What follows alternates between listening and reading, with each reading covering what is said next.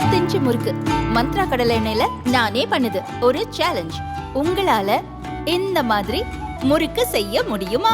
மந்த்ரா கடலை எண்ணெயில முறுக்கு செஞ்சு பாருங்க. ஓகே.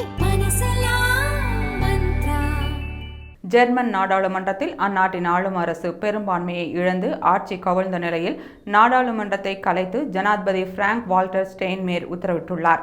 ஜெர்மனியில் அதிபர் வோல்ஃப் ஸ்கோல்ஸ் தலைமையில் கூட்டணி ஆட்சி நடந்து வந்தது. சமீபத்தில் பொருளாதார கொள்கை முடிவு தொடர்பாக ஆளும் கட்சிக்கும் அதன் கூட்டணி கட்சிகளுக்கும் இடையே மோதல் வெடித்தது.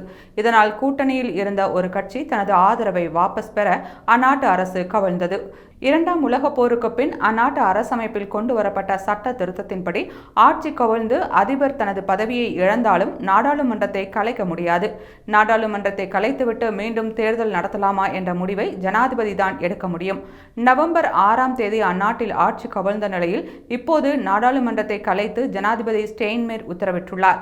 அதைத் தொடர்ந்து ஜெர்மன் நாடாளுமன்ற தேர்தல் வரும் பிப்ரவரி 23ஆம் தேதி நடைபெறவுள்ளது.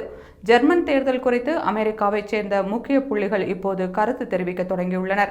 ஜெர்மனியை ஆட்சி செய்ய ஆல்டர்னேட்டிவ் ஃபார் டாய்ச்லாண்ட் என்ற தீவிர வலதுசாரி கட்சி தான் சரியான தேர்வாக இருக்கும் என்று அமெரிக்க தொழிலதிபர் எலான் மஸ்க் கூறியுள்ளார்.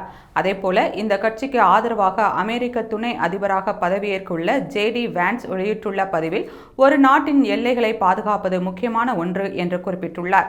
அமெரிக்காவில் சட்டவிரோதமாக குடிபெயர்பவர்களுக்கு எதிராக டொனால்ட் ட்ரம்பின் கட்சி எப்படி செயல்படுகிறதோ அதே வேலையைத்தான் ஆல்டர்னேட்டிவ் ஃபார் டாய்ச்லாண்ட் என்ற கட்சி ஜெர்மனியில் செய்து வருகிறது.